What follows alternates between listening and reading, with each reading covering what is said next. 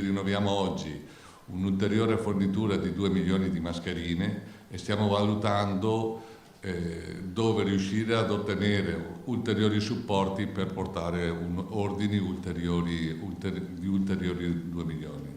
Di fronte a persone che in ospedale lavorano 18 ore al giorno e non mollano mai, vogliamo anche noi fare la nostra parte. Dalla sede regionale di Marghera della Protezione Civile, Fabio Franceschi rinnova, anzi raddoppia l'impegno di Grafica Veneta nella produzione di dispositivi anticontagio da coronavirus, annunciando la fabbricazione di un secondo lotto di 2 milioni di mascherine destinate alla distribuzione in Veneto e respingendo le polemiche sulla loro efficacia.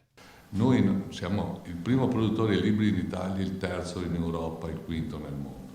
Cioè non mettiamo la nostra faccia in un foglio di carta igienica. Questi prodotti solo di sperimentazione e quanto segue ci hanno costato una follia.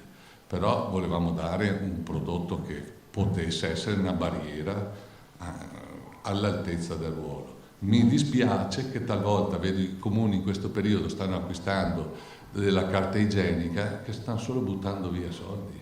La mascherina prodotta a Trebaseleghe, sostiene Franceschi, è una barriera di protezione del 98% e pesa 200 grammi, quando la maggior parte di quelle in commercio ne pesa 60.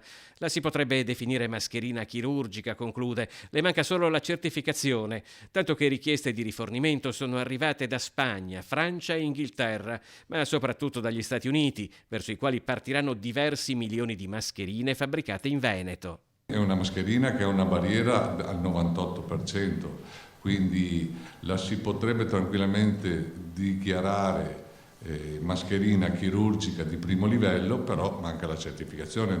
Anche noi ha fatto un po' male vedere che più di qualcuno diceva che era un pezzo di carta. Se il nostro è un pezzo di carta, il 97% dei prodotti che sono nei supermercati avete già capito che cos'è. Di loro ce ne hanno chiesti 500 milioni, però... No, aspetti, 500 milioni un editore e adesso